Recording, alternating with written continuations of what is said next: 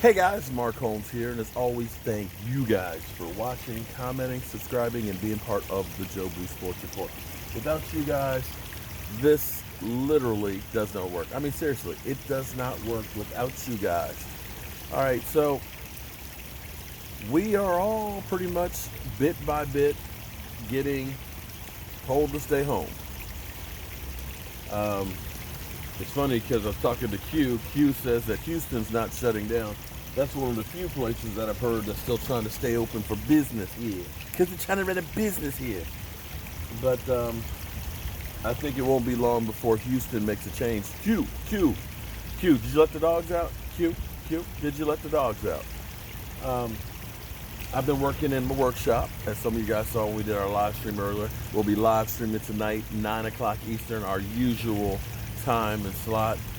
We got a lot to talk about with our Dallas Cowboys and things, and the stuff that's going on in the world, so I hope you guys tune in. I'm going to give you my take real quick. You know, I always try and do my PSA, public service announcement. I think all of us should try to minimize possibilities for exposure. Some people will say that, you know, I'm a fear monger or whatever. You know what? I didn't get to be 54 years old by taking too many crazy chances. So, you know, things like jumping out of an airplane, that's still good. Not gonna do it, okay? You know, hanging up on the side of a rock face, you know, 1,000 feet up. Nope, not me. But I'm still here. So I'm gonna try to minimize what happened. And what we've done at my house is we have our front door. There's a bathroom that's right beside it. We got the foaming alcohol wipe right there. As soon as you walk in the door, you hit that. If you're exposed to other people, you go to the bathroom. You know, if you're like going out and you've had to go to the store and stuff, you put a change of clothes in before you go out and leave, okay? This way, when you come back, you can take those clothes that you're wearing off, go right upstairs, put them in the washing machine, and you got some other clothes to change into. There's hand sanitizer, soap in there, and everything else, and bleach wipes so you wipe off the handle and stuff. Like I said, I ain't gonna take a chance. Maybe it's overkill, but I would rather do too much than too little. And so that's the way we're gonna do this. And I'm gonna make sure that I'm here with you guys. So as we go through these uncertain times, I'm gonna do the best that I can to be a global citizen and to look out for my fellow man, woman, and child. In fact, I'm sitting here trying to figure out ways that I can be maybe like a soup kitchen. You know, I can go to Restaurant Depot and get like 40 pounds of chicken wings, and we just cook chicken wings and just drop off on people's doorsteps that we know need some help. You know, that'd be an easy way I can help out with the skills that I have and keep myself busy, because that's the key, is to keep yourself busy. I got plenty of shit out here that I've been ignoring for too damn long, especially these goddamn weeds. And I'm gonna tell you, my weeds are eagle trolls. They're green. You pull them, you think they're dead, and they keep coming back. And you think you got them all, and there's more and more of them. They're just like some damn eagle trolls. And we'll keep putting out content so that way you got something else to watch. So, Zeke Elliott. Zeke Elliott held out last year to make sure he got paid. I ain't mad at a player getting paid, because that's some rough shit that they have to do for our entertainment. But in wanting the players to get paid, you want to make sure there's money for everybody else too as well. And of course, we got that whole issue of our quarterback. Quarterbacks, as we look, Tom Brady is going to be 43 years old, and he signed a contract today that guarantees him $50 million for 2 seasons with another $9 million in incentives. Pretty good for an old man. You'll never see a running back being able to sign a contract like that, because we may have, for the last time, seen a running back get paid over $10 million a year. Todd Gurley, just 2 years ago, signed that $60 million contract, which at that time was the highest ever for a running back. I don't know if he ended up knowing that he was beginning to have problems with his knees and that's why he was trying to force the issue or not, but the fact of the matter is his career pretty much is done. Now, we don't know what he signed for in his contract with Atlanta, but I can best believe that it's not $15 million for 1 year. Melvin Gordon, who was holding out because he wanted to get paid too, and the Chargers like, nah, dog, we ain't paying running backs no more. That ship has sailed. Well, he signed with the Atlanta Falcons for 2 years for $16 million. You know, $8 million a year. Far cry from, what Todd Gurley had and a far cry from what Zeke Elliott had. So a lot of people are saying now, man, you shouldn't have paid Zeke. Well, hopefully Zeke does not have the knee issues that Todd Gurley had. We can hope that. He hasn't been injured in his career. In fact, he ended up having that 6 games off, which gave him kind of a break there. So that's a little less wear and tear on him for the Cowboys. But I think you're not going to see, any other running back get that mega deal like that anymore. It's just unfortunate. It's sad because you look at what quarterbacks are being paid, edge rushers, even offensive linemen. The running back can be key, but because you don't have a long shelf life, you can't pay it. Now, I think back to the last of the big-time contracts for rookies, which was Sam Bradford. When they did the last CBA, they decided, you know what?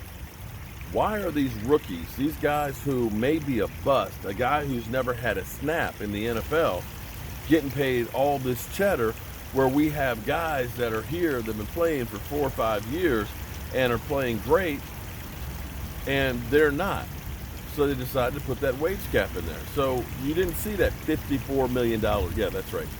Sam Bradford got a $54 million contract out of college. And that guy's made over $120 million in his career. If that is not somebody who literally stole money, I mean, he flat out stole money, I don't know what is. But of course, they changed the rules on that, and you don't see that anymore. And I think we're heading for that with running backs. Zeke Elliott may forever be known as the highest paid running back in football. Well, okay, not forever because price everything goes up, but you know what I mean. It'll be a long time before somebody gets paid more than $15 million a year to be a running back. You just can't. So, if you're Barkley, who was injured this year, do you think that the Giants are going to pay him a boatload of money? I don't.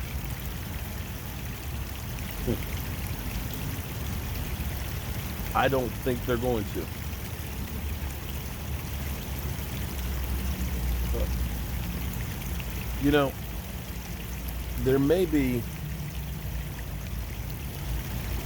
a benefit to everything that's going on right now. What's amazing for me is actually, I'm usually not home like I am right now, which has been actually great to be doing some stuff at the house. I'm happy to. I'm happy I can be home cooking and been able to work on the yard, barbecue. These are things you normally, because you're at work, don't have time to do. It's amazing to me because I'm sitting here and every day you see change. I'm sitting here, just noticed. Let's see if I can get the camera down over here. Over here, by the rocks, you'll see the brown dead stumps. Those are ferns, and I see, since yesterday, I see green sprouts that have come up about this high. And they curled up, and they come out, and then they just kind of pop open. I'm beginning to see some of the plants come up out of the ground, literally every day. I mean, there was nothing there yesterday, and I'll show you on my way out. And today, all of a sudden, it's popping up.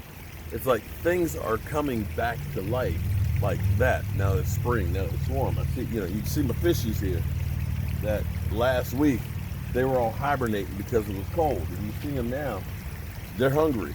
I throw food out there, they're going for it. I don't know what it's like where you are, but there's not much traffic on the parkway that's right over there.